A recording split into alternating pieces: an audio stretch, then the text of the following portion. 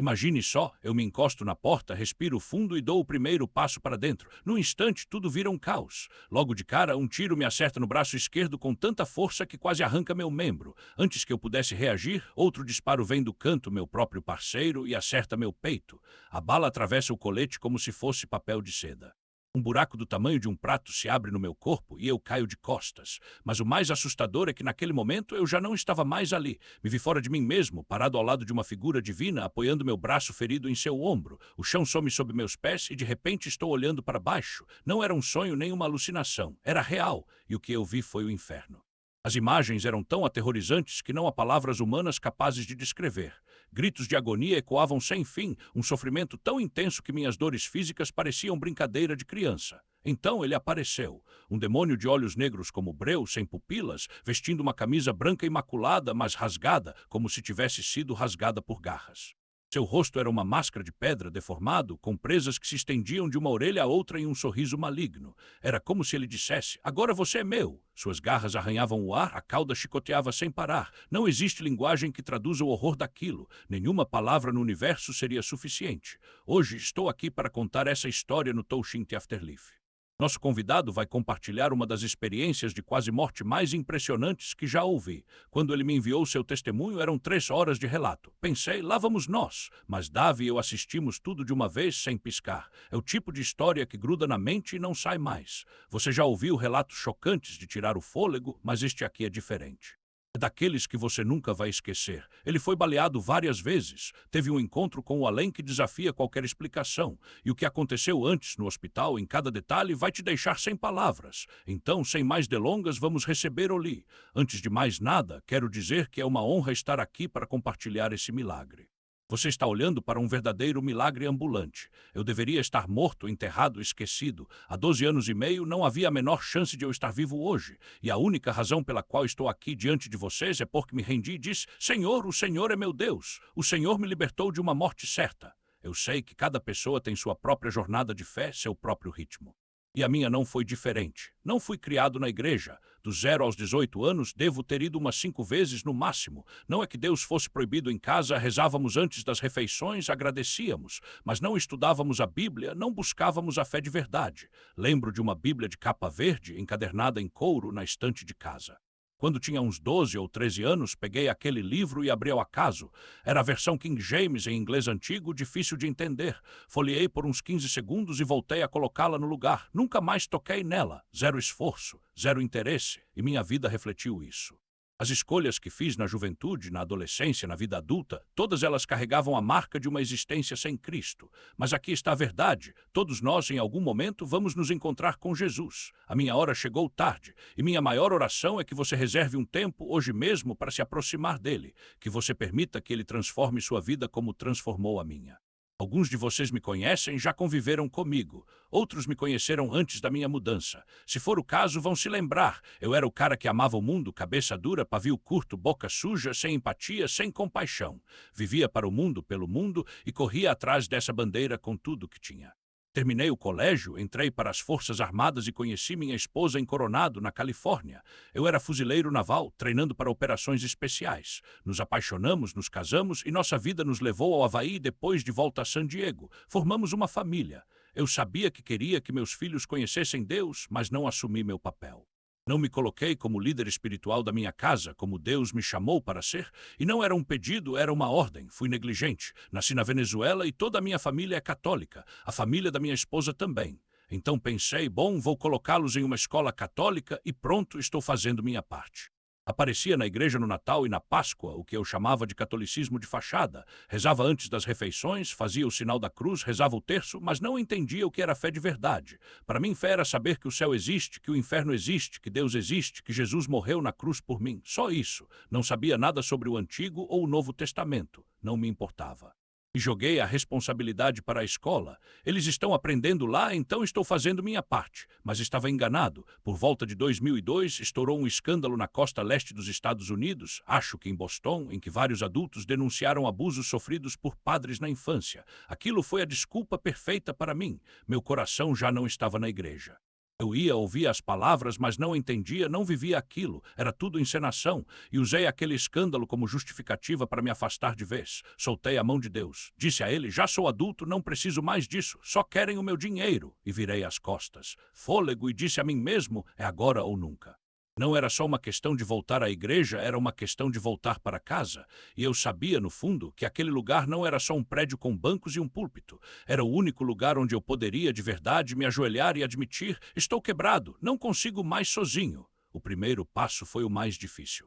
Entrar naquele santuário, sentir o cheiro de madeira envernizada e ouvir o som abafado dos passos no carpete foi como voltar a um sonho que eu tinha esquecido. Mas não era um sonho, era real. E quando o pastor Milles começou a falar, cada palavra parecia um martelo batendo no muro que eu mesmo tinha construído ao redor do meu coração. Ele não falou de religião, falou de redenção. Não falou de regras, falou de restauração. E pela primeira vez em anos eu ouvi, não com os ouvidos, mas com algo mais profundo, algo que eu tinha enterrado sob camadas de cinismo e raiva. Aquela noite saí da igreja diferente, não porque algo mágico tivesse acontecido, mas porque algo verdadeiro tinha sido aceso dentro de mim. Não era um fogo de palha, daqueles que queimam rápido e deixam só cinzas. Era uma chama lenta, persistente, que começava a derreter o gelo que eu carregava no peito. E eu sabia que se não alimentasse aquilo, se não voltasse, se não lesse, se não buscasse, ela se apagaria. Então voltei, no domingo seguinte, e no outro, e no outro. Eles me deram uma bíblia de estudo, daquelas com notas, referências e explicações que pareciam ter sido escritas para mim. Eu, que sempre precisei de tudo mastigado, de AB sem rodeios, encontrei ali um mapa. Não um mapa de respostas prontas, mas um mapa de perguntas certas. E comecei a devorar aquelas páginas como se fossem oxigênio, de manhã antes do trabalho, à noite, quando a casa dormia. Nos intervalos do almoço, escondido no carro, porque não queria que ninguém visse. Porque no começo ainda havia vergonha. Vergonha de admitir que eu precisava daquilo. Vergonha de dizer que depois de anos de arrogância eu finalmente entendia que não sabia de nada. Mas Deus não trabalha com vergonha. Ele trabalha com verdade. E a verdade era que eu estava exausto de carregar o peso de tentar ser forte sozinho, exausto de fingir que não precisava de ajuda, exausto de olhar para o espelho e não reconhecer o homem que via ali. Então, uma noite, eu me ajoelhei, não por obrigação, não por ritual, mas porque minhas pernas não aguentavam mais me sustentar. E pela primeira vez em anos, eu chorei.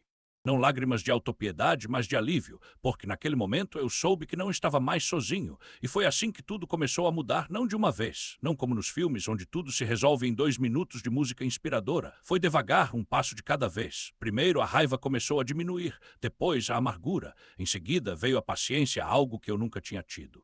E então, quando menos esperei, as pessoas ao meu redor começaram a notar. Minha esposa, que já não sabia mais o que fazer comigo, viu algo diferente. Meus filhos, que tinham crescido vendo um pai ausente, começaram a me procurar. No trabalho, os colegas que antes evitavam meu mau humor agora me perguntavam: o que aconteceu com você? E eu só tinha uma resposta: Deus me encontrou. Não foi um milagre instantâneo, foi um processo doloroso, porque exigiu que eu olhasse para todas as minhas feridas, para todas as minhas mentiras, para todas as vezes em que eu tinha virado as costas para o que realmente importava. Mas no fim valeu a pena, porque hoje eu sei o que é viver com propósito. Não um propósito inventado, daqueles que a gente cria para se sentir importante, mas um propósito real que nasce quando você finalmente entende que não é o centro do universo e que justamente por isso você pode ser livre. E é por isso que eu conto essa história. Não para impressionar, não para pregar, mas para dizer a quem está ouvindo: você não está sozinho. Se você está naquele carro, batendo a cabeça no volante, se você está naquela cama olhando para o teto e se perguntando como chegou até ali, se você está cansado de carregar o peso de tentar ser perfeito, eu tenho uma notícia: Deus não está esperando você se consertar. Ele está esperando você se render. E quando você fizer isso, vai descobrir que a liberdade não está em ter todas as respostas. Está em finalmente admitir que precisa de ajuda. E essa é a parte mais bonita de toda essa jornada, porque no fim das contas não foi Deus quem me salvou apesar das minhas falhas, foi por causa delas, porque é justamente nos nossos erros, nas nossas quedas, nos nossos momentos mais escuros que Ele se revela. E quando isso acontece, você entende que a graça não é para os perfeitos. É para os quebrados, e eu, meu amigo, estava mais quebrado do que imaginava. Mas hoje eu estou inteiro, e isso não tem preço, que já fiz na vida. Mas depois de 10 anos, aquilo se tornou um peso que eu carregava nos ombros como uma armadura enferrujada, pesada demais para continuar lutando. E ali, naquele momento, eu sabia, algo tinha que mudar. Foi quando a vida me jogou uma corda. Não uma saída fácil, não um caminho sem obstáculos, mas uma chance de recomeçar. E eu agarrei com tudo o que tinha. Porque veja bem, quando você chega ao fundo do poço, não há mais para onde olhar senão para cima. E foi exatamente o que eu fiz. Aquela ligação inesperada, aquele convite para trabalhar na unidade de abuso infantil não era só um emprego. Era um chamado para enfrentar o pior da humanidade e ainda assim escolher acreditar que havia esperança, porque no fim das contas é isso que nos define, não as batalhas que vencemos, mas as que escolhemos lutar mesmo quando tudo parece perdido. E eu lutei. Cada caso, cada criança, cada história quebrada que passava pelas minhas mãos era um lembrete de que o mundo precisava de pessoas dispostas a ficar na linha de frente. Não por glória, não por reconhecimento, mas porque alguém tinha que fazer aquilo. E naquele momento, esse alguém era eu. Mas aqui está a verdade que ninguém te conta. Você não precisa ser perfeito para fazer a diferença. Você só precisa estar disposto, disponível e, acima de tudo, quebrado o suficiente para entender que a força não vem de você, mas daquele que te sustenta quando você não consegue mais se sustentar. E foi assim que eu descobri que a graça não é um prêmio para os que nunca caíram, é um bálsamo para os que se levantaram. E eu me levantei. Uma, duas, quantas vezes foram necessárias. Porque no final não importa quantas vezes você caiu. O que importa é que você escolheu se erguer. E essa escolha, meu amigo, é o que transforma uma vida. Um condado inteiro com mais de 3 milhões de pessoas e apenas 10 de nós para proteger as crianças mais vulneráveis. 10. E cada caso que chegava era como segurar uma bomba prestes a explodir, porque, no fundo, você sabia que se falhasse, uma vida se perderia para sempre. E ali estava eu com aquele bilhete amarelo na mão, pensando, isso é só mais um caso de pornografia infantil. Vou resolver rápido, passar para os federais e seguir em frente. Mas algo me dizia que não seria tão simples. Talvez fosse o jeito como meu chefe me olhou ao entregar o papel. Talvez fosse o peso daquele endereço, a mesma delegacia onde eu havia passado uma década, agora me chamando de volta como um fantasma do passado. Ou talvez fosse apenas Deus sussurrando no meu ouvido, preste atenção, isso não é o que parece. Cheguei à delegacia de Santé. Encontrei o jovem policial no canto da sala, pálido, com os olhos vidrados. Ele me entregou o celular da mãe e disse... Ela não parava de chorar. Disse que não sabia como aquilo tinha ido parar ali. Abri o aparelho e em segundos meu estômago embrulhou. Não eram imagens aleatórias baixadas da internet. Eram fotos, vídeos, crianças conhecidas, do bairro, da escola.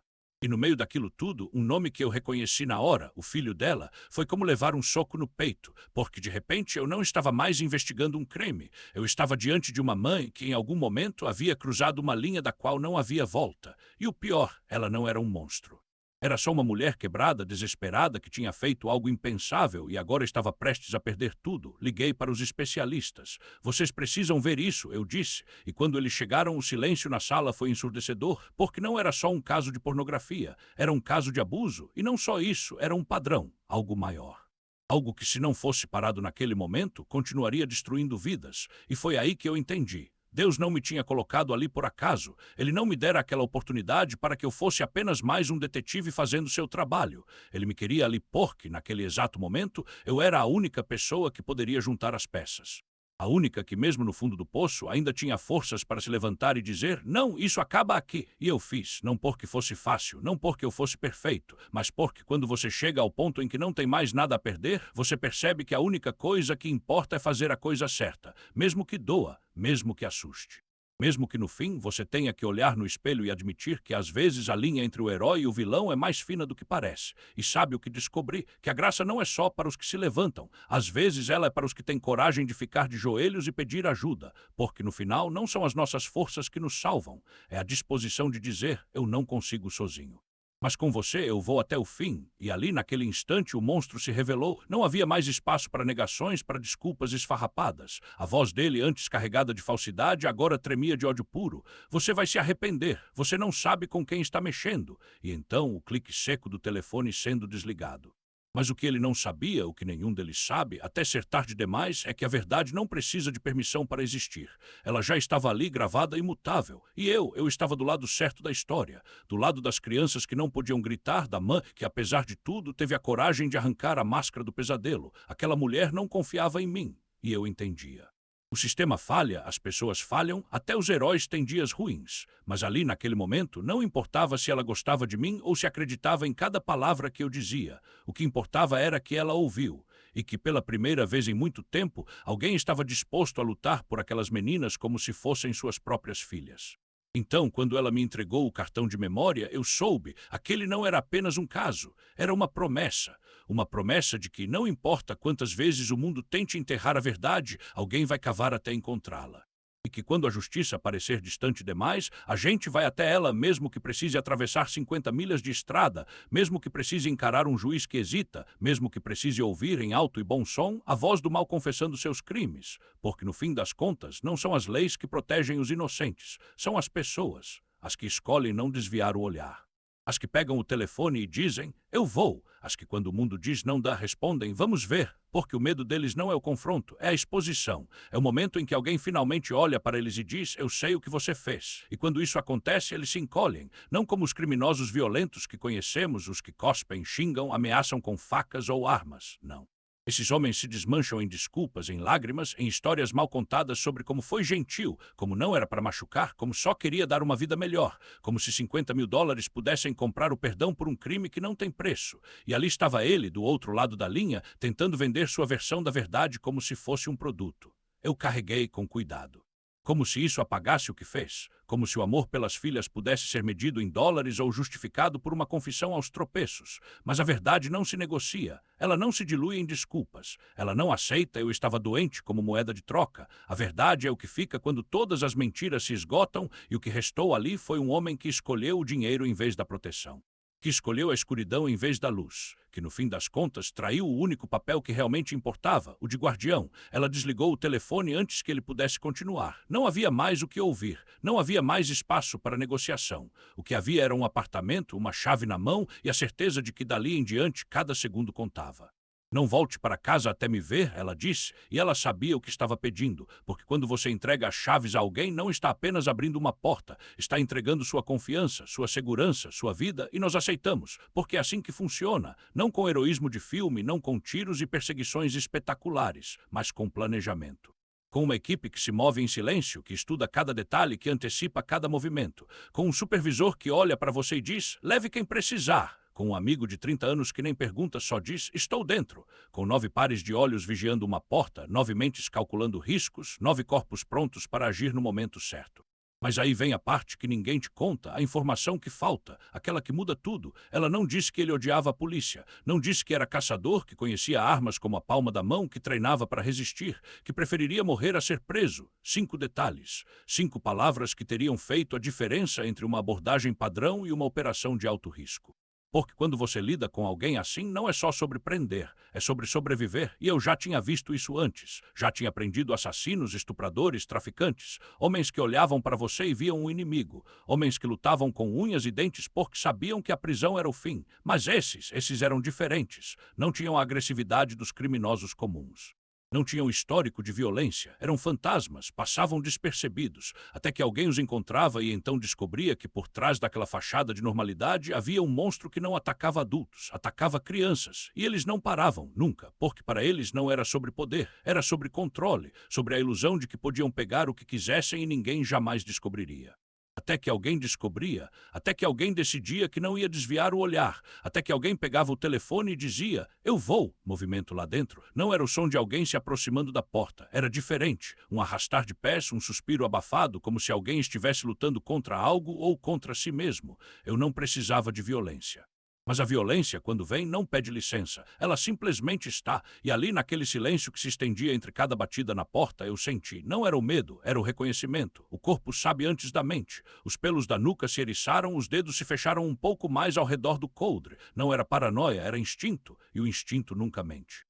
Ele não vai sair, murmurei para Mike, sem tirar os olhos da porta. E não é porque está dormindo. Mike não respondeu, não precisava. Ele já estava se posicionando, ajustando o colete, verificando a arma. Não era um sinal de alerta, era rotina. Quando você faz isso há tempo suficiente, aprende que a rotina é a única coisa que te mantém vivo. Eu bati de novo, mais forte. A madeira estremeceu. Última chance, gritei. Abra a porta ou vamos entrar. Nada. Então o rádio show, a voz de Dustin do outro lado do apartamento, cortou o silêncio. Tem alguém se mexendo aqui. Janela dos fundos. Parece que ele está tentando. Não ouvi o resto. Porque no mesmo instante a porta se abriu. Não foi um convite. Não foi uma rendição. Foi um desafio.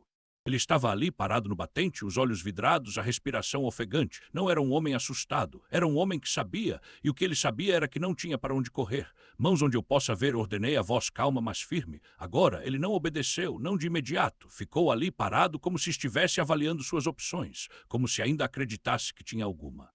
Eu já tinha visto isso antes. O momento em que eles percebem que o jogo acabou. Alguns choram, outros imploram. Alguns, como ele, simplesmente desligam, como se ao não reagir pudessem fingir que nada daquilo estava acontecendo. Mas eu não estava ali para fingir. Mãos na parede agora. Dessa vez ele obedeceu, lentamente, demasiadamente lento, e foi aí que eu vi.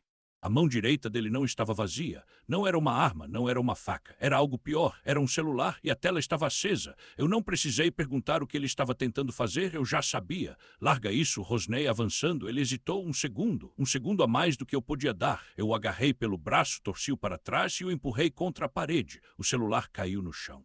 A tela se estilhaçou e então, finalmente, ele falou. Você não entende, sussurrou a voz quebrada. Eu não sou como os outros. Eu ri não porque fosse engraçado, mas porque era exatamente o que todos diziam. Claro que não, respondi enquanto colocava as algemas. Ninguém nunca é. Escancarada, o mundo virou um borrão de dor e adrenalina.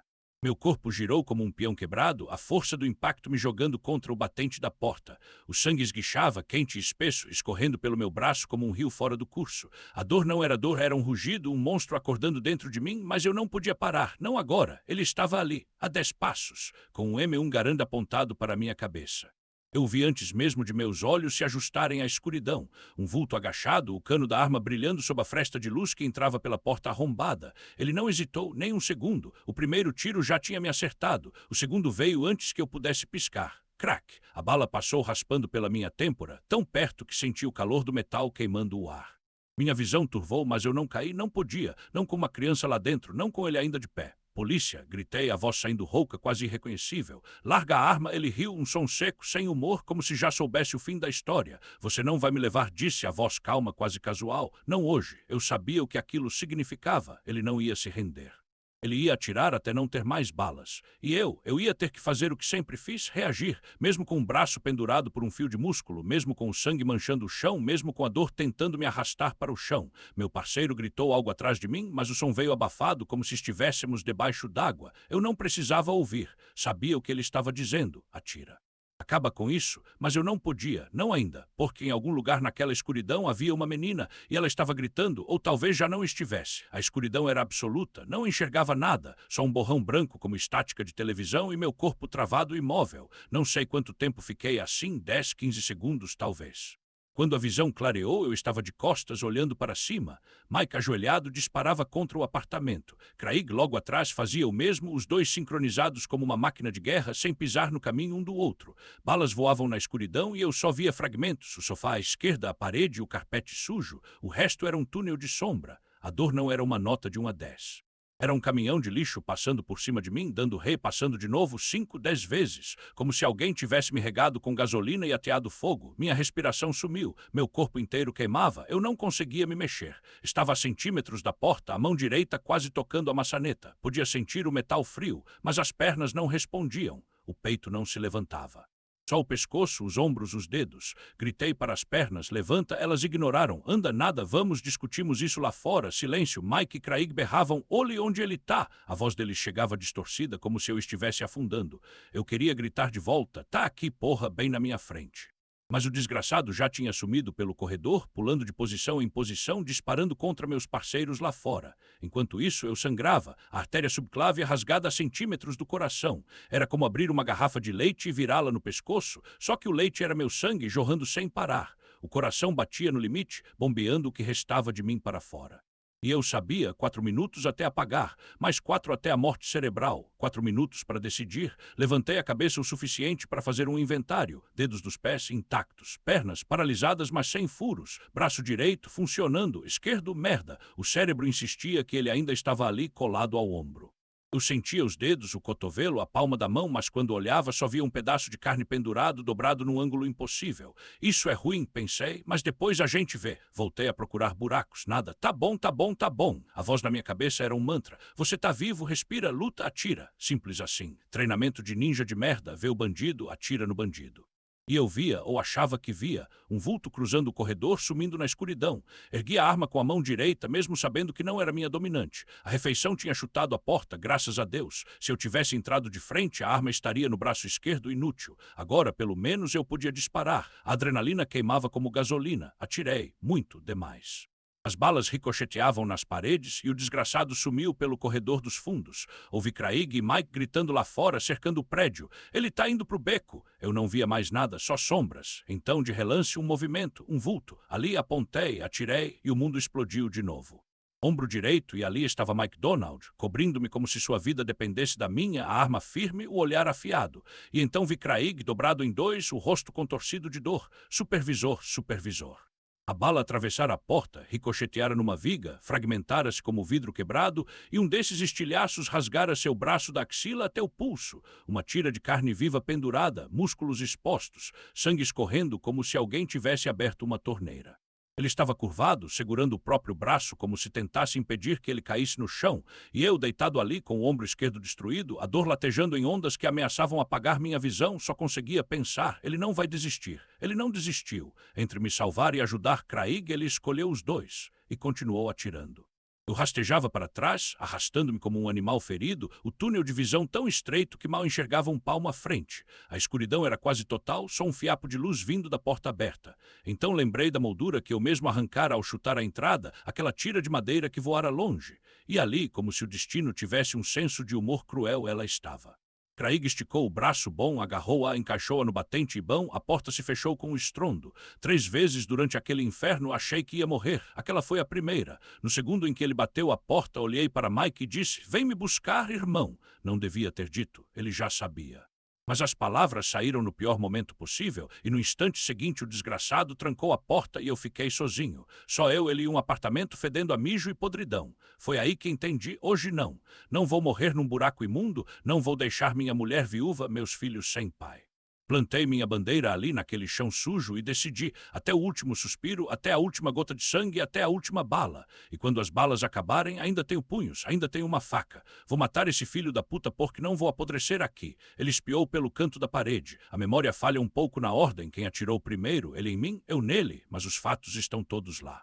Ele apareceu e eu não pensei 2 vezes. 2 tiros no peito, um na barriga, e ele cambaleou. Virei a arma e dei um presente de despedida, um tiro na bunda. Bum! Ele gritou, correu pelo corredor e voltou a atirar nos meus parceiros. Antes da porta se fechar, porém, ouvi Craig no rádio. 1199 tiros disparados, policial ferido. E então, como um general no meio do caos, ele começou a listar as exigências: escudos balísticos, fuzis, um ponto de encontro no portão de pedestres. Preciso de reforços aqui agora. O que eu não sabia e só descobri um ano depois era que a bala que atravessara a parede tinha cortado os fios do rádio dele. Quando você ouve a gravação, escuta: 1199, policial ferido, e então silêncio. Ele ainda falava, mas nada saía. Os fios estavam partidos. Para quem não sabe, 1199 é o código que faz o mundo parar. Em San Diego, em qualquer lugar da Califórnia, quando você ouve isso no rádio, é como se alguém tivesse acionado o alarme de incêndio de um condado inteiro.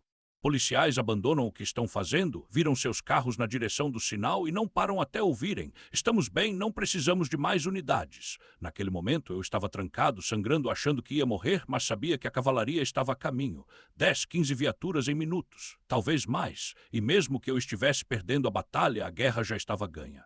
Eles gritavam do lado de fora: "Aguenta aí, estamos chegando, vamos entrar." Eu sabia que era verdade, mas também sabia que até eles chegarem eu estava por minha conta. E então ele apareceu de novo. Ele atirou no meu peito. A entrada era do tamanho da minha mão. A saída, 2 mãos juntas, um buraco tão grande que dava para enfiar o punho. Eu usava colete à prova de balas, um nível 3, feito para parar pistolas e munição comum. Mas aquilo era um rifle. O colete rasgou como papel e a bala atravessou meu corpo como se eu fosse feito de ar. Arrancou um pedaço de costela, abriu um rombo no meu torso, explodiu meu pulmão, perfurou o diafragma, estilhaçou o baço. Fragmentos voaram em 80 direções diferentes, abrindo novos buracos, novas hemorragias. Só não acertou o coração e o fígado por milagre. Quando a bala me atingiu, quase não senti. Foi como levar uma bolada no peito quando você é criança, aquele impacto surdo, aquele segundo de confusão antes da dor chegar. Mas então ela veio e como veio, pitch, foi exatamente assim que pareceu. Como se alguém tivesse arremessado uma bola de beisebol direto no meu peito, só que em vez de couro e costura era chumbo e destruição. Eles disseram depois que a bala atravessou como uma bola de softball, furos limpos na entrada, um túnel de carne despedaçada na saída, buracos por toda parte. E eu mal senti. Lembro que quando a primeira onda de impacto me acertou, pensei, caralho, mal senti isso. Sou estranho, eu sei, mas era o que estava acontecendo. Meu cérebro registrava os fatos como se fossem anotações de um relatório. Isso aconteceu, não foi na cabeça. Ainda estou de pé, ainda estou no jogo. E então veio o slide lock. Meu Glock 40 estava vazio. 15 no carregador, um na câmara, 16 disparos, todos gastos. O ferrolho travou, sinalizando o fim da munição. Sem problemas, eu tinha 4 carregadores reserva no coldre lateral, bem aqui ao alcance da mão. Mas quando estendi o braço para pegá-los, meu colete tático havia girado 45 graus com o impacto. O que antes era um movimento automático, clique, puxa, troca, agora era uma missão impossível. Minha mão esquerda pendia por um fio de tendão, o sangue escorria livremente e cada respiração era um esforço hercúleo. O buraco no meu peito não era mais um ferimento, era uma cratera. A dor não era dor, era um rugido interno, um monstro que me consumia por dentro. Mas isso não importava. O que importava era uma pergunta e apenas uma: você ainda consegue lutar? E a resposta era sim. Então eu lutei. Tentei puxar o carregador reserva com os dedos que mal respondiam. O velcro do coldre parecia colado com cimento. Minha mão tremia como se estivesse congelada e cada movimento exigia uma concentração sobre-humana. Não coloque de cabeça para baixo, não perca tempo, recarregue. Atire, mate esse filho da puta. Eu repetia as instruções como um mantra, enquanto o mundo ao meu redor se reduzia a um borrão de dor e adrenalina. Mas então percebi, meus carregadores haviam caído, estavam todos tortos, espalhados como cartas de baralho no chão, e minha mão direita, a única que ainda funcionava, se recusava a cooperar. Enquanto isso, eu ouvia ele. O som metálico de um carregador sendo inserido, o clique seco do ferrolho sendo puxado, cada ruído era um soco no estômago. Ele está recarregando, ele está pronto, e eu ainda estou aqui sangrando tentando fazer meu corpo obedecer. A pânico começou a subir pela minha garganta como bile. Quanto mais eu tentava apressar, mais meus dedos falhavam. Era como tentar escrever com uma mão quebrada, cada movimento era uma traição. E então ouvi o som que eu mais temia, o clique de uma arma sendo engatilhada. Ele tinha me vencido, não havia mais tempo, não havia mais opções. Só restava uma certeza, se eu não agisse naquele segundo, estaria morto. Então, com o pouco de força que me restava, forcei minha mão a se mover, um carregador. Um único carregador, eu o agarrei com os dentes como um animal ferido e o enfiei na arma com um movimento brusco. Não era perfeito, não era limpo, mas era o suficiente. O ferrolho voltou com um estrondo e então eu o vi. Ele estava ali, parado sobre mim, o rifle apontado para minha cabeça. Seu rosto era uma máscara de calma, como se estivéssemos discutindo o tempo. Onde está o seu distintivo, agente? Ele perguntou como se isso importasse. Eu quase ri. Não faço ideia, cara, respondi e ele se virou como se tivesse perdido o interesse. Foi só depois que descobri ele também estava sem munição. Ouvi o ping do carregador vazio caindo no chão, o som mais doce que já escutei na vida. Ele está fora, eu estou fora. O primeiro a recarregar vence. E eu queria vencer, mais do que tudo, mais do que respirar, mais do que viver. Então eu me levantei e atirei, e então eu li. As palavras não eram apenas tinta no papel, eram um comando, uma missão, uma segunda chance escrita com a urgência de quem sabe que o tempo é curto. Eu quero que você o abençoe. Não era uma sugestão, não era uma opção.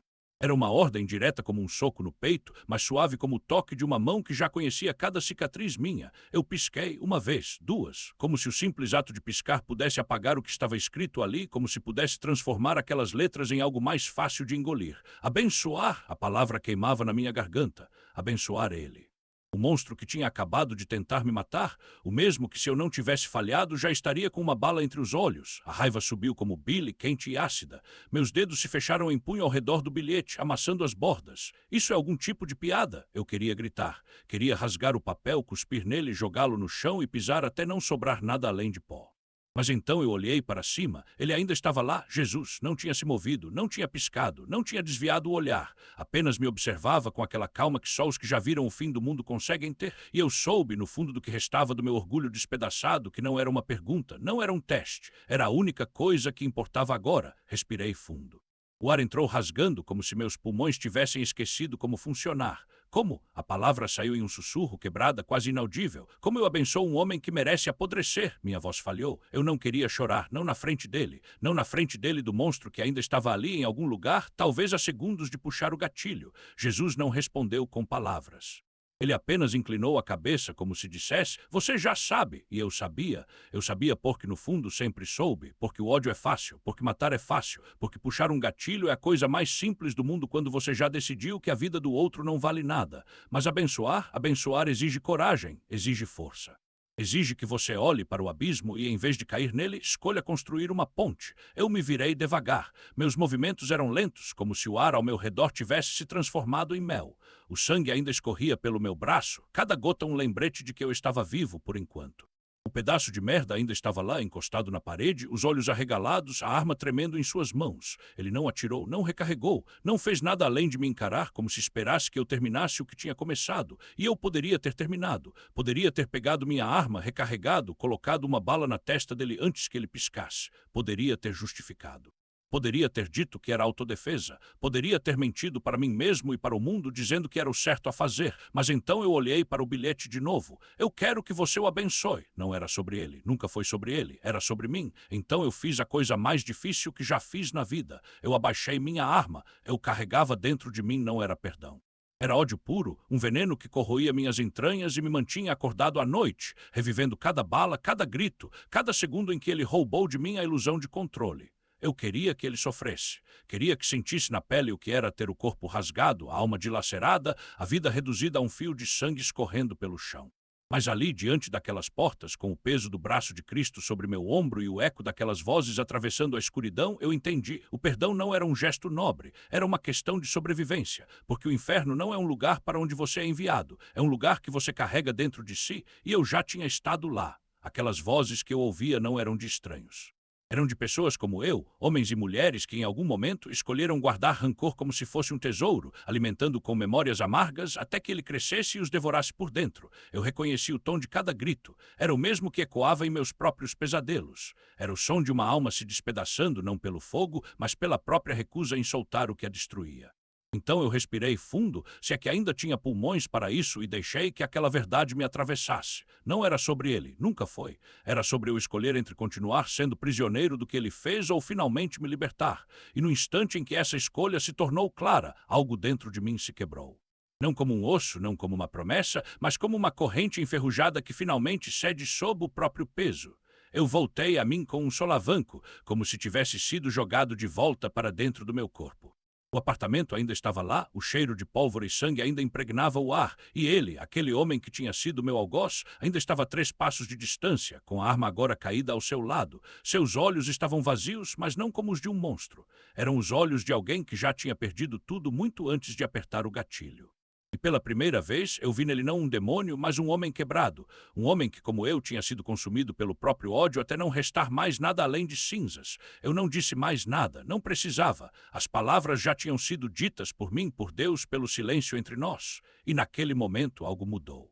Não foi um milagre barulhento, daqueles que fazem os anjos cantarem e os céus se abrirem. Foi um milagre pequeno, quase imperceptível. O fato de que, mesmo com 7 buracos no corpo e a morte respirando no meu pescoço, eu ainda estava vivo. Não por causa da minha força, não por causa da minha raiva, mas porque, em algum lugar entre a bala e a bênção, eu tinha escolhido viver. E isso, mais do que qualquer tiro ou ferida, era a prova de que a graça não é para os fracos. É para os que têm coragem de abaixar a arma quando tudo dentro deles grita para puxar o gatilho. Era pura adoração, o som mais puro que já ecoou nos salões do céu. E ele estava lá no centro de tudo, conduzindo a sinfonia dos anjos, refletindo a glória de Deus como um espelho perfeito. Até que o espelho se quebrou, porque o orgulho é uma rachadura que começa pequena, um sussurro de eu mereço mais, um lampejo de por que não eu no trono, e cresce até engolir tudo. E quando o orgulho devora um ser de luz, o que sobra é essa criatura que eu vi, não um monstro de conto de fadas, mas um dragão vermelho escamoso com asas que rasgavam o vento como lâminas, garras que poderiam partir montanhas ao meio e olhos que queimavam com a fúria de 1 milhão de sóis apagados. Ele não era feio, era terrível. Porque a beleza que ele teve um dia ainda estava lá, distorcida, como um rosto amado transformado em pesadelo. E ele voava sobre aquele abismo de sofrimento, não como um rei, mas como um carcereiro desesperado, porque o inferno não é o reino dele, é a prisão dele, e ele sabe disso. Sabe que cada alma que cai ali é mais uma que ele não pode salvar, mais uma que ele arrasta para o mesmo poço sem fundo onde ele mesmo está afundando. Ele não quer companhia, ele quer vingança, porque se ele não pode ter o céu, então que o céu arda também. Se ele não pode ser amado, então que ninguém seja. Se ele está condenado, então que o mundo inteiro sinta o peso da sua condenação. E é aí que a guerra começa. Não é uma batalha de espadas e escudos, mas de escolhas, porque o dragão não pode forçar você a rejeitar a graça, ele só pode sussurrar, ele só pode mentir, ele só pode fazer você acreditar que a sua vergonha é grande demais, que o seu pecado é escuro demais, que a misericórdia não alcança onde você está. Ele vai dizer que você não merece perdão. Ele vai dizer que Deus virou as costas. Ele vai dizer que a sua dor é única, que ninguém entende, que você está sozinho. E ele vai rir enquanto diz isso, porque cada palavra é uma isca e você, se morder, se torna mais um prisioneiro no mesmo lugar onde ele está acorrentado. Mas aqui está a verdade que ele não quer que você saiba. O dragão está mentindo, porque a graça não é para os perfeitos. É para os quebrados, não é para os que nunca caíram, é para os que se levantam depois de cair, e o sangue de Jesus não cobre só os pecados pequenos, ele cobre todos, até os que fazem você tremer só de lembrar, até os que você enterrou tão fundo que acha que ninguém jamais descobrirá, até os que te fazem desviar o olhar no espelho. Eu vi o dragão, mas também vi o cordeiro. E o cordeiro não estava com uma espada, estava com as mãos estendidas, marcadas, mas cheias de luz. Ele não olhava para mim com julgamento, olhava com desejo, o mesmo desejo que um pai tem quando vê o filho perdido voltando para casa. E foi nesse momento que eu entendi: o inferno não é um lugar para onde Deus manda as pessoas. É um lugar para onde as pessoas escolhem ir quando recusam a mão que ele oferece, porque Deus não é um carcereiro, ele é o libertador e a porta da prisão está destrancada. Você só precisa decidir se vai sair. Então eu te pergunto agora, com tudo o que vi, com tudo o que senti, com a memória daquele dragão ainda queimando na minha retina, você vai deixar o orgulho te manter acorrentado? Você vai deixar o medo de ser julgado te impedir de correr para os braços que já te esperam? Porque eu posso te garantir uma coisa: o dragão vai continuar rugindo. Ele vai continuar dizendo que você não é digno. Mas o cordeiro já provou que você é na cruz, no sangue, no amor que não faz sentido, mas que é real. Então ajoelhe, não porque você é fraco, mas porque você é sábio. Não porque você não tem escolha, mas porque você finalmente enxergou a única escolha que importa. E quando você se levantar, não será mais um prisioneiro, será um filho. E o dragão, ele ainda vai rugir, mas você vai rir porque sabe que o rugido dele é o som de um derrotado. E a vitória já é sua. Eternidade, não há relógio que a meça, nem calendário que a contenha. Ela simplesmente é, e o que você fará com ela? Aquele céu que se acendeu diante de mim não era um sonho, era um espelho que reflete não o que você tem, mas o que você é, e mais importante, para quem você pertence. O relógio girava como louco, as páginas voavam como folhas em um furacão, porque o tempo não é seu, nunca foi.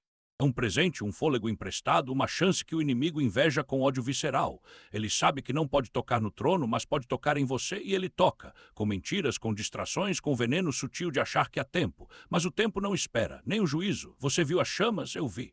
Vi cidades inteiras ardendo como palha seca, vi o desespero dos que correram tarde demais. Não foi um aviso para assustar, foi um convite para acordar, porque antes que o fogo consuma, há uma porta aberta, uma mão estendida, um cordeiro que já pagou o preço, e essa porta não se fecha por acaso, ela se fecha quando você escolhe ignorá-la. Homens, ouçam, vocês foram chamados para liderar, não para se esconderem atrás de desculpas. Liderar não é gritar ordens, é ajoelhar primeiro. É olhar nos olhos da sua esposa e dizer: eu também preciso de graça. É pegar a mão do seu filho e dizer: vamos juntos. É parar de fingir que você controla alguma coisa, porque o único controle que importa é o de entregar o volante a quem sabe para onde está indo. E você que ainda hesita, o que segura sua mão, o medo de perder o que não é seu, o orgulho de achar que dá conta sozinho. A ilusão de que há outro caminho? Não há. O dragão já perdeu, a batalha já foi vencida. Mas a guerra por você ainda está em jogo e ele vai lutar sujo. Ele vai sussurrar que você não merece, que é tarde demais, que Deus não perdoa você. Mentira. Ele sabe cada palavra da Bíblia de trás para frente, mas ignora a única que importa. Está consumado. Então pare de negociar, pare de adiar. O céu não é um prêmio para os perfeitos, é um refúgio para os quebrantados. E se você está lendo isto agora, não é coincidência, é um chamado, um último sinal antes que as nuvens escureçam de vez. Ajoelhe, não porque você é fraco, mas porque você é inteligente o suficiente para reconhecer que precisa de um Salvador. Não porque não tem escolha, mas porque finalmente enxergou a escolha.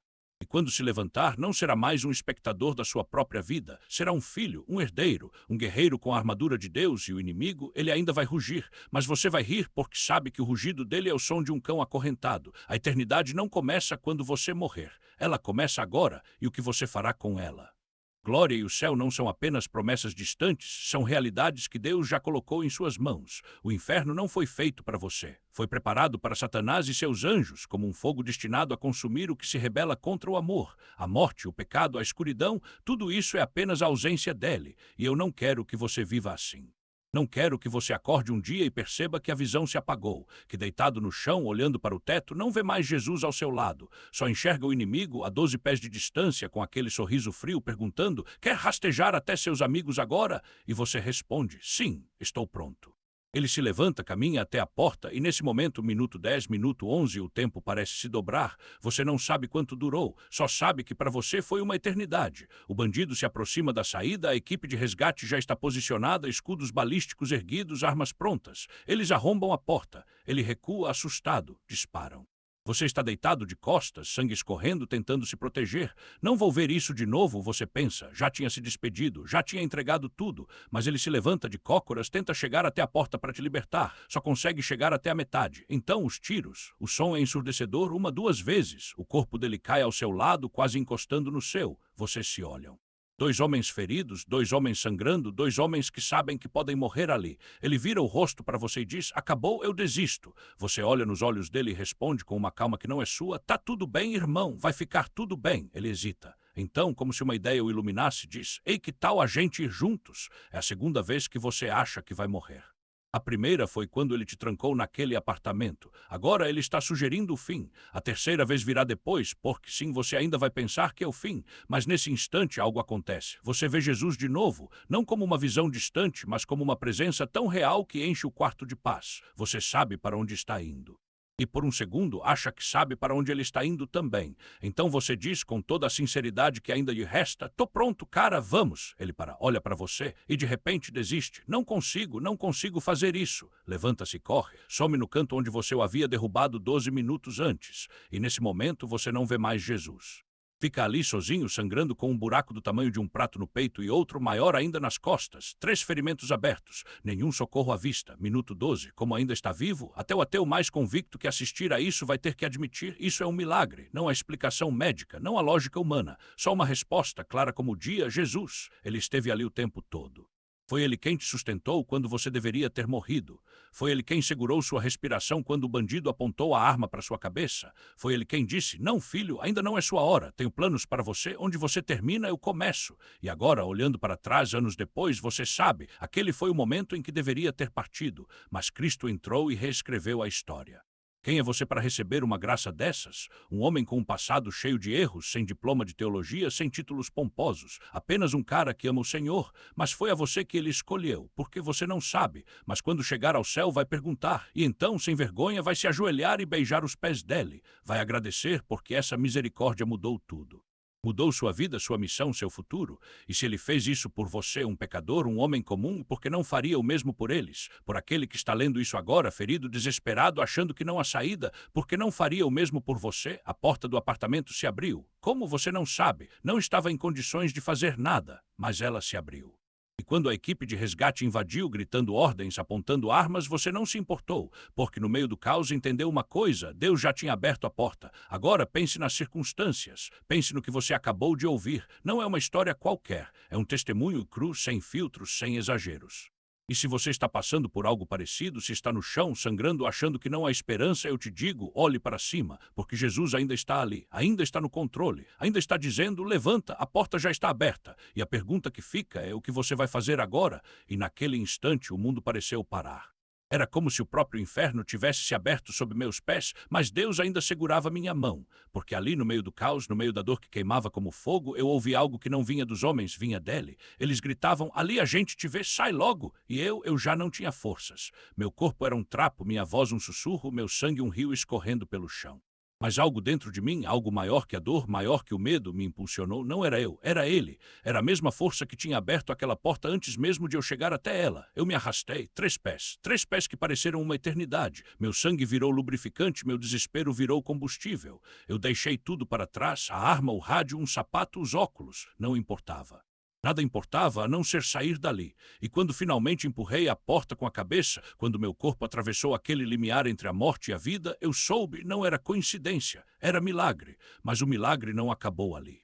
Eles me puxaram, me arrastaram para longe do fogo cruzado e eu já estava quase apagando quando meu braço, aquele que não passava de um pedaço de carne pendurado, ficou preso no corrimão. Foi como se o próprio diabo tentasse me puxar de volta. Mas Deus não deixa as coisas pela metade. Um grito, um tranco, e eu acordei com a cabeça batendo no chão, um parceiro aos berros no meu ouvido. Fica comigo ali, fica comigo. E eu fiquei. Porque quando você está no fundo do poço, quando tudo que você tem é um fio de esperança, Deus não te abandona. Ele te levanta, ele te carrega. Ele transforma seu sangue em sinal, sua dor em testemunho, sua fraqueza em força. E se você está lendo isso agora, se está no chão, se acha que não há saída, eu te digo, olhe para cima, porque a porta já está aberta. A pergunta é: você vai atravessá-la? E ali, no meio do caos, eu vi tudo como se o tempo tivesse parado. Mike chutou a porta, arrastou Craig para dentro do apartamento ao lado, e eu juro por Deus que vi aquilo acontecer através de uma porta fechada. Como? Não sei, não tenho explicação. Só sei que foi real. E naquele momento entendi que os milagres não precisam de lógica, eles simplesmente acontecem quando você mais precisa. Mike não parou por aí. Quando a porta se fechou, o atirador começou a disparar contra o apartamento onde eu estava. E Mike, ele não hesitou. Contava até 4, imaginava onde o homem estava e abria fogo.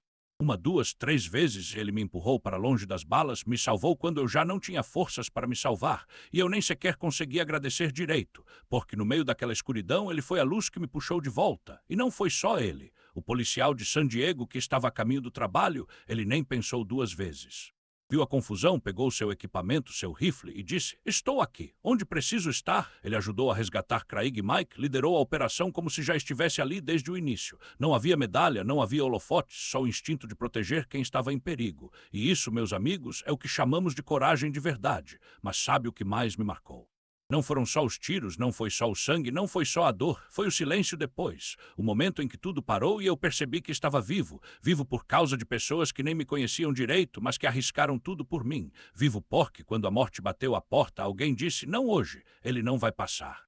E se você está aí, se está se perguntando se vale a pena continuar, se está se sentindo sozinho no meio do fogo cruzado da vida, eu te digo, olhe ao redor, porque sempre há alguém disposto a ser o seu escudo. Sempre há uma mão estendida quando você menos espera. E se você ainda não viu, é porque ainda não abriu os olhos para o milagre que já está acontecendo. A pergunta não é se você vai cair. A pergunta é quem vai estar lá para te levantar. E mais importante ainda, quando for a sua vez, você vai ter coragem de ser esse alguém para outra pessoa. Hospital e o mundo lá fora parecia um borrão de luzes e sirenes, mas dentro de mim, algo mais forte do que o medo havia se instalado. Não era apenas a voz que sussurrava, segura e firme, era a certeza de que mesmo no caos eu não estava sozinho. E se havia uma lição maior do que sobreviver, era essa. A vida não se mede pelo número de quedas, mas pela coragem de se levantar e pela mão que você estende quando é a vez de ajudar alguém a fazer o mesmo. Eles me levaram para a sala de emergência e eu podia sentir o peso de cada segundo, como se o tempo tivesse se dobrado sobre si mesmo. Os médicos trabalhavam rápido, cortando minha roupa, inserindo tubos, gritando ordens. Eu ouvia tudo, mas era como se estivesse debaixo d'água, os sons abafados, as vozes distantes, a dor latejando em ondas. E então, por um instante, tudo parou. Não era mais o barulho dos monitores, nem o cheiro de antisséptico, nem o frio do metal contra minha pele. Era apenas eu, o silêncio e aquela presença que já conhecia tão bem. Você não vai morrer hoje. Não era uma promessa vazia, era um fato, e eu acreditei. Os dias seguintes foram uma névoa de dor, cirurgias e aquele zumbido constante na minha cabeça, como se meu corpo estivesse tentando se lembrar de como funcionar. Mas em meio a tudo isso havia pequenas vitórias. O primeiro movimento dos dedos, o primeiro suspiro fundo sem queimar os pulmões, o primeiro olhar no espelho e não reconhecer o rosto machucado, mas ainda assim sorrir. Porque no fundo eu sabia, cada cicatriz, cada ponto, cada noite em claro era um lembrete de que eu ainda estava aqui, e isso por si só já era um milagre. Mas a verdadeira batalha não era física, era guerra dentro da minha cabeça. Os analgésicos me davam alívio, mas também me roubavam a clareza. Eu acordava no meio da noite, suando com o coração disparado, convencido de que ainda estava naquele apartamento, de que as balas ainda voavam.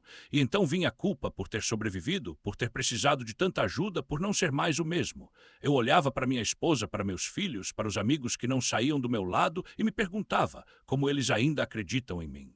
Foi aí que entendi uma coisa: a humildade não é se enxergar como fraco, é reconhecer que você não é invencível e que isso não é uma derrota, é a maior força que existe. Porque quando você aceita que precisa de ajuda, quando admite que não dá conta sozinho, é aí que as pessoas de verdade aparecem. E elas não te julgam, elas te levantam. 12 anos e meio depois, eu ainda acordo com dores. Ainda tenho dias em que o passado parece mais real do que o presente. Mas também tenho algo que nenhuma bala, nenhum vício, nenhuma queda conseguiu tirar de mim. A certeza de que não importa o que aconteça, eu nunca mais estarei sozinho. E se você está aí lutando contra seus próprios demônios, se está se afogando em dúvidas ou se perguntando se vale a pena continuar, eu te digo, vale. Porque a vida não é sobre nunca cair, é sobre quem está lá para te pegar quando você não consegue mais se levantar. E mais importante ainda, é sobre quem você escolhe ser quando for a sua vez de estender a mão, a ser mais um nessa estatística maldita. Mas naquele instante, entre o caos dos bisturis e o silêncio das máquinas, algo maior que mim decidiu que a história não terminaria ali. Não para mim, não para minha família. Você já parou para pensar no que é um milagre de verdade? Não é um sinal no céu, não é uma voz divina sussurrando no seu ouvido. É um anestesista que cancelou um compromisso pessoal, um cirurgião que largou o campo de golfe, 9 especialistas que, contra todas as probabilidades, estavam no mesmo lugar, na mesma hora, prontos para lutar por uma vida que eles nem sequer conheciam.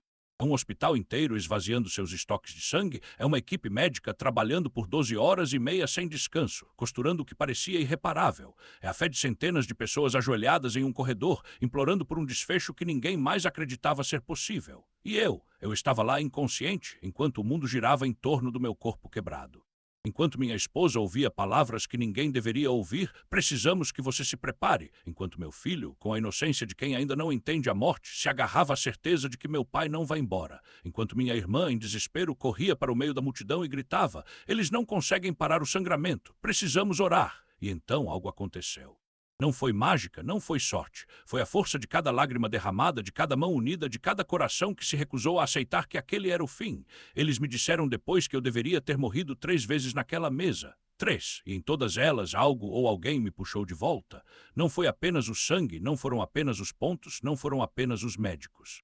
Foi a corrente invisível de amor que se formou ao meu redor, uma rede de almas que se recusou a me deixar cair, porque a vida, no fim das contas, não é feita só de carne e osso, é feita de escolhas. Da escolha de um estranho em salvar um desconhecido, da escolha de uma família em acreditar quando tudo dizia para desistir, da escolha de um filho em confiar mesmo quando o mundo inteiro duvidava. E se você está aí se perguntando se ainda há esperança, se ainda há razão para continuar, eu te digo, olhe ao seu redor. Os milagres não acontecem do nada. Eles acontecem quando alguém decide que vale a pena lutar. Quando alguém estende a mão, mesmo que seja só para segurar a sua. Quando alguém, em algum lugar, se ajoelha e pede por você. Porque no fim não são as balas, não são as quedas, não são os diagnósticos que definem quem somos. É o que fazemos com as mãos que nos são estendidas. É o que escolhemos carregar quando o peso parece insuportável. E, acima de tudo, é quem escolhemos ser quando a vida nos pede para não desistir. Uma vida como a dele. E eu, ainda grogue, com os olhos pesados e a mente lutando para se agarrar à realidade, respondi sem hesitar: não, isso é o que acontece quando você escolhe não desistir. O demônio riu, um som que ecoou como metal enferrujado arrastando contra a pedra. Ele se inclinou, aproximando-se tanto que pude sentir o hálito gelado que saía de suas presas. Você acha que suas escolhas importam? Sussurrou.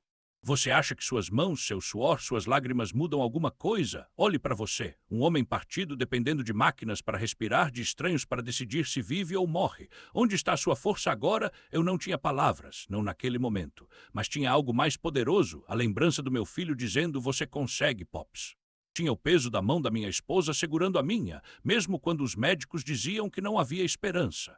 Tinha a fila de homens do lado de fora, meus irmãos de farda, esperando horas para entrar 3 de cada vez, só para me dizer que não estavam indo embora. E tinha algo que aquele demônio jamais entenderia, porque ele nunca sentiu, a raiva de quem se recusa a ser contado entre os mortos antes da hora. Então eu sorri, ou pelo menos tentei. Meus lábios mal se moveram, mas meus olhos devem ter brilhado, porque o demônio recuou um passo, como se tivesse levado um soco. Você não entende? Eu disse, e minha voz saiu rouca, quebrada, mas firme. Eu já venci, porque enquanto você está aqui tentando me convencer de que sou fraco, lá fora tem um garoto que acredita em mim, tem uma mulher que chora, mas não desiste, tem uma sala cheia de homens que vestem o mesmo uniforme que eu e que, mesmo sabendo que eu posso não acordar, ainda assim aparecem. Isso é força. Isso é o que você nunca vai ter. O gangster ao lado dele, aquele que tinha levado um tiro na cabeça 2 dias antes, olhou para mim com uma expressão que não consegui decifrar. Talvez pena, talvez respeito, talvez os dois, mas o demônio. O demônio ferveu. Seus olhos negros se estreitaram, as garras se curvaram como se fossem me rasgar ali mesmo. Você vai morrer, ele cuspiu. E quando morrer, vai perceber que tudo isso foi em vão. Eu fechei os olhos, ou talvez eles tenham se fechado sozinhos, não importava, porque no escuro eu ainda podia ver o rosto do meu filho, podia ouvir as vozes daqueles que não me deixaram sozinho, podia sentir o peso de uma vida inteira de escolhas, as certas, as erradas, as que me trouxeram até ali. E soube com uma certeza que nem o demônio, nem os médicos, nem a morte poderiam tirar de mim que eu já tinha vencido, porque a vida não se mede pelo que quase te mata, se mede pelo que você faz depois que ela tenta, e eu ainda estava aqui, lutando, respirando, existindo, mesmo que fosse só por mais um dia, mesmo que fosse só por mais um suspiro. E isso, no fim das contas, era tudo o que importava, porque o dinheiro deles nunca foi meu. Eu sabia que cedo ou tarde eles me alcançariam. Então resolvi que antes que isso acontecesse, eu aproveitaria cada segundo não como um fugitivo, mas como um homem que ainda tinha escolha. E foi quando ouvi a risada. Virei a cabeça devagar, o pescoço rígido como ferro, e vi além do ombro dele. Ali, em uma mesa redonda de bar, com o tampo gasto pelo tempo e pelas bebidas, estava outro demônio. Mesmo rosto, mesmos traços, mesma cor de pele queimada. A única diferença, este não tinha asas. Estava sentado, fumando, cercado por 4 mexicanos, 2 homens, 2 mulheres vestidos como se tivessem saído direto de um filme de faroeste. Camisas bordadas, chapéus de aba larga, botas com fivelas de prata. 5 corpos, pensei na hora, o instinto profissional gritando dentro de mim. 5 vítimas. E eu aqui, amarrado a uma cama de hospital, com o corpo costurado como um boneco quebrado, mal conseguindo manter os olhos abertos. O pânico me dominou. Como vou trabalhar nesse caso sozinho? Não tinha minha equipe, não tinha meus recursos, não tinha nem forças para me levantar. Precisava processar a cena, coletar provas, rastrear câmeras, encontrar testemunhas. Era um homicídio quíntuplo acontecendo bem ali na minha frente e eu não podia fazer nada, impossível. Mas então, de repente, a cena se desfez como fumaça. Nos 10 dias seguintes, a realidade se tornou um pesadelo sem fim. Demônios entravam e saíam do meu quarto a qualquer hora, dia e noite, como se as paredes não existissem. A maioria não falava diretamente comigo, eles falavam sobre mim como se eu fosse um espetáculo, um troféu a ser exibido. E as palavras que saíam de suas bocas eram veneno puro. A Bíblia é mentira, Jesus é mentira, ninguém é salvo, todo mundo queima. Você vai queimar, sua família vai queimar, vou despedaçar cada um deles na sua frente, e vamos rir enquanto fazemos isso. E isso era a versão editada. O pior vinha quando eles se posicionavam atrás da minha cama, onde eu não podia vê-los. A voz ecoava no meu ouvido, repetindo sem parar: a Bíblia é mentira, Jesus é mentira, ninguém é salvo, todo mundo queima. Até que um dia um médico, um homem baixo, de cabeça raspada e olhos cansados, parou ao meu lado e disse com uma urgência que cortou o ar: ali, se você não dormir, vai morrer. Seu corpo não aguenta mais, seus órgãos vão falhar, você precisa descansar. Eu queria rir ou chorar ou gritar. Porque como dormir? Como fechar os olhos quando sabia que no segundo em que o fizesse, eles estariam ali esperando? Tinha um tubo enfiado na garganta, outro no nariz, um terceiro no pescoço. 7 feridas abertas, 7 buracos no meu corpo. Meu peito tinha sido aberto do externo até a cintura, os órgãos reajustados como peças de um quebra-cabeça. Um braço quebrado, sustentado por uma haste de titânio. E ainda assim a dor física era nada comparada ao terror de pensar: e se um deles entrar em mim? E se enquanto estou inconsciente eles me possuírem? Não consegui dizer nada disso ao médico. As palavras morreram na minha garganta. Então apenas assenti, fechei os olhos e rezei para que, quando os abrisse de novo, eles não estivessem lá. Mas estavam, sempre estavam. Até que meu cunhado, um policial de uma cidade próxima, começou a me visitar. Ele trazia a Bíblia e lia trechos em voz alta, como se as palavras fossem um escudo. E toda vez que ele fazia isso, os demônios apareciam. Não para ouvir, para destruir. Eles distorciam as escrituras, cuspiam blasfêmias, recitavam versos ao contrário em línguas que eu nunca tinha ouvido. Era uma guerra. E eu, no meio dela, fraco demais para lutar. Mas a pior cena foi quando 2 deles se sentaram ao lado da minha cama. Um estava de costas para mim, jogando cartas em uma mesa verde de feltro, como um croupier do inferno. O outro, de frente, me encarava com um sorriso que não chegava aos olhos. Meu cunhado lia um salmo e o demônio que jogava cartas ergueu a cabeça e disse com uma calma assustadora: nós adoramos quando eles acham que acreditar em Jesus é suficiente. Nós os devoramos como ursos na floresta. A frase me atravessou como uma faca, porque eu conhecia essa história. Satanás tentou Jesus no deserto, quando ele estava fraco, faminto, vulnerável. Ofereceu-lhe poder, riqueza, glória, tudo o que um homem poderia desejar. E Jesus respondeu todas as vezes com a mesma frase: está escrito. Mas Satanás não brinca limpo. Ele pega a verdade, torce uma palavra, muda um detalhe e de repente o significado se inverte. Ele citou o Salmo 91 para Jesus, mas alterou um versículo. Porque aos seus anjos dará ordens a teu respeito, para que te guardem em todos os teus caminhos, virou, eles te sustentarão nas mãos, para que não tropeces em alguma pedra. Uma pequena mudança, uma grande mentira, e é assim que ele age. Ele conhece a Bíblia melhor do que qualquer um de nós. Os demônios a conhecem de cor, palavra por palavra. Eles sabiam das Escrituras antes de elas serem escritas, e mesmo assim rejeitaram Cristo, porque saber não é suficiente, crer não é suficiente, aceitar é a única coisa que importa. Cristo é o caminho, a verdade e a vida. Satanás é a imitação barata, a distorção, a sombra que tenta se passar pela luz. E o mundo lá fora, tudo o que não é de Deus, ele apoia, tudo o que nega Cristo, ele celebra. Porque se você não pertence a Deus, já pertence a Ele. E é aí que mora a maior mentira de todas, a ideia de que somos donos das nossas vidas. Eu fiz isso, eu construí aquilo, eu conquistei, eu mereço. 5 vezes Satanás disse a Deus, eu. 5 vezes ele tentou tomar o crédito que não era dele, e nós caímos nessa armadilha desde que nascemos. Acreditamos que somos os autores das nossas histórias, que o sucesso é mérito nosso, que a força vem de dentro. Mas a verdade é que sem Deus somos apenas ossos quebrados, costurados com fios frágeis, esperando o próximo golpe. E eu já tinha visto o suficiente para saber, a única coisa que nos mantém de pé não é o que nós fizemos, é o que Ele fez por nós. Graça. Cristo olha para eles e chora. Ele vê o que poderia ter sido, o que deveria ter sido e o que nunca será. E a dor dele é maior do que qualquer inferno que eles possam sofrer, porque o amor dele é infinito. Eu vi aquele homem. Eu vi o momento em que a porta se fechou para sempre. E eu sei que naquele instante ele entendeu tudo. Entendeu que havia desperdiçado a única moeda que realmente importava. Não era dinheiro, não era poder, não era respeito, era tempo. Tempo para se arrepender, tempo para escolher, tempo que Deus lhe deu dia após dia e que ele jogou fora como se fosse lixo. E agora, quando olho para vocês, eu não vejo rostos, eu vejo almas, eu vejo vidas que ainda têm chance, vidas que ainda podem escolher. Porque o mesmo Deus que me tirou das trevas está aqui agora estendendo a mão para vocês. Não importa o que fizeram, não importa o que carregam, não importa quantas vezes caíram. A pergunta não é se ele pode perdoar, é se vocês vão deixar. O inimigo quer que vocês acreditem que já é tarde demais, que já passaram do ponto, que Deus está cansado de vocês. Mas eu estou aqui para dizer, isso é mentira. A única coisa que Deus está cansado é de esperar. Ele está esperando por vocês, como um pai à janela vendo a estrada, esperando o filho pródigo voltar para casa. E quando vocês derem o primeiro passo, ele vai correr ao encontro de vocês. Não vai esperar, não vai julgar, vai abraçar, vai chorar, vai restaurar. Eu sei disso porque eu vivi. Eu estava naquele quarto, cercado de demônios, vendo o inferno se abrir diante de mim. E mesmo assim, no meio daquela escuridão, havia uma luz, uma voz, uma mão que me puxou de volta. Não porque eu merecia, não porque eu era bom, mas porque Ele é fiel. Porque o amor dele não depende do que fazemos, depende do que Ele já fez. Então, hoje eu não estou aqui para condenar, estou aqui para implorar. Para suplicar, para gritar, se for preciso, escolham a vida, escolham a palavra, escolham a oração, escolham o arrependimento, porque o mesmo Deus que me salvou está aqui agora pronto para salvar vocês. E se vocês disserem sim, se derem esse passo, algo vai acontecer, algo que o mundo não pode explicar, algo que vai mudar tudo. Eu vi o inferno, eu vi o céu. E eu sei com cada fibra do meu ser que não há comparação, não há escolha, não há dúvida. O que está em jogo não é a sua reputação, não é o seu orgulho, não é o que os outros vão pensar. É a sua eternidade, é a sua alma. É a diferença entre viver para sempre na presença de Deus ou passar a eternidade sabendo que você teve a chance e a jogou fora. Então, hoje eu pergunto, o que vocês vão fazer com essa chance? Vão deixar o inimigo roubar mais um dia? Vão continuar alimentando a carne, acreditando na mentira de que vocês são donos do próprio destino? Ou vão se ajoelhar, abrir o coração e dizer, Senhor, eu preciso de Ti. Eu me rendo, porque eu prometo a vocês, se fizerem isso, se realmente fizerem isso, algo vai acontecer.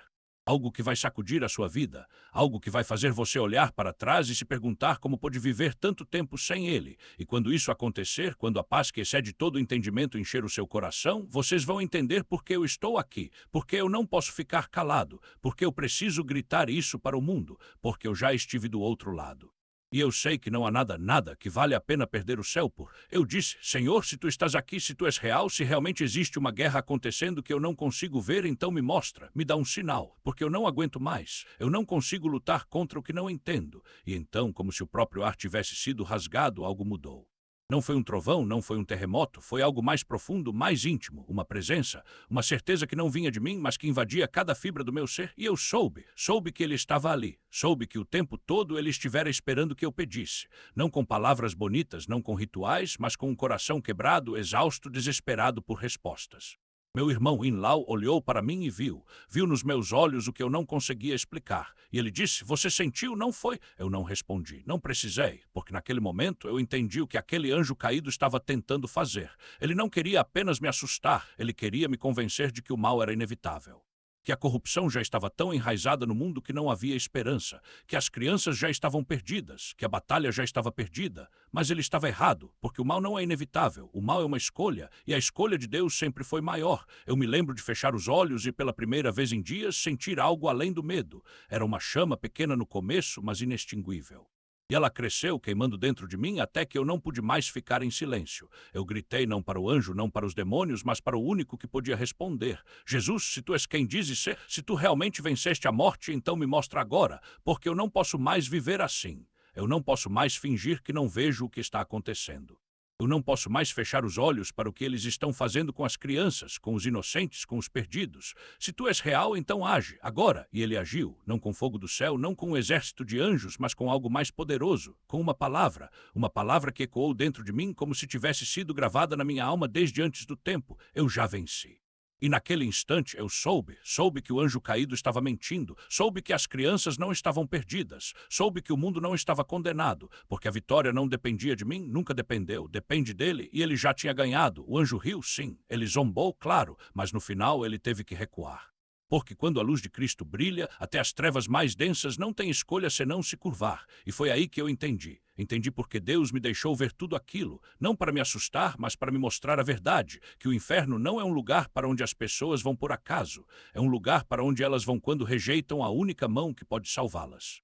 Quando escolhem acreditar nas mentiras em vez da verdade, quando fecham os olhos para o amor que está disposto a morrer por elas. E eu não podia mais ficar calado, porque se eu não contar quem vai, se eu não lutar quem vai, se eu não gritar para o mundo que há uma saída, que há esperança, que há um nome acima de todos os nomes, então quem vai fazer isso? Então aqui estou.